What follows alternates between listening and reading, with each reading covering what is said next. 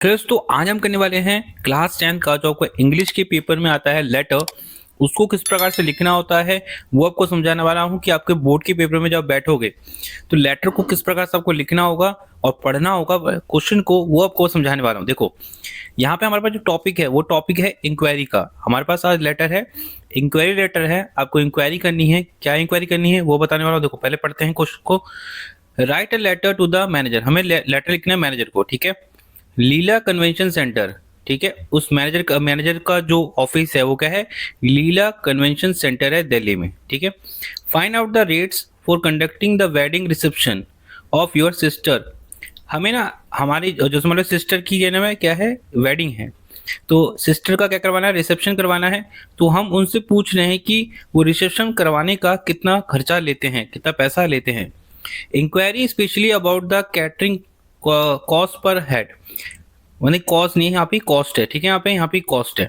तो देखो हुआ क्या है, क्या हमें पूछना है, क्योंकि हमको एक रिसेप्शन करवाना है तो हम उनसे पूछ रहे हैं कि पर पर्सन में कितना खर्चा आएगा ये आप बता दो, और आप कितना चार्ज करते हो सर्विस के लिए, डेकोरेशन के लिए कितना चार्ज करते हो, और कितना एडवांस में पे करना पड़ेगा पहले, ये हम उनसे इंक्वायरी करना चाहते हैं।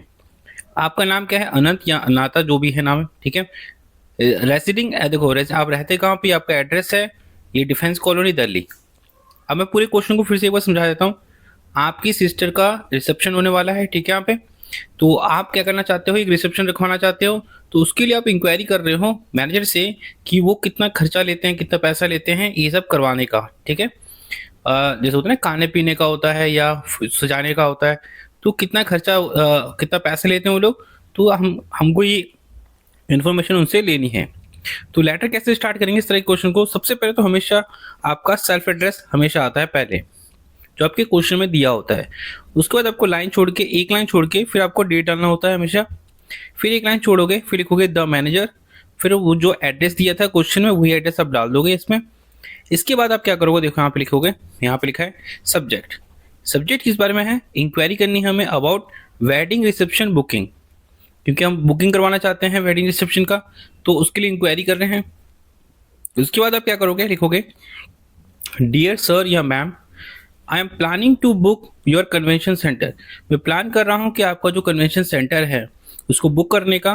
क्यों करना चाहता हूँ, फॉर सिस्टर वेडिंग रिसेप्शन, क्योंकि मैं अपने सिस्टर का वहाँ पे वेडिंग का रिसेप्शन करवाना चाहता हूँ। I would like to know the rates, मैं चाहता हूँ जानना rates and detail for the event. Rates क्या है और डिटेल्स पूछना चाहता हूँ कि इवेंट में जो खर्चा होगा वो क्या कितना है।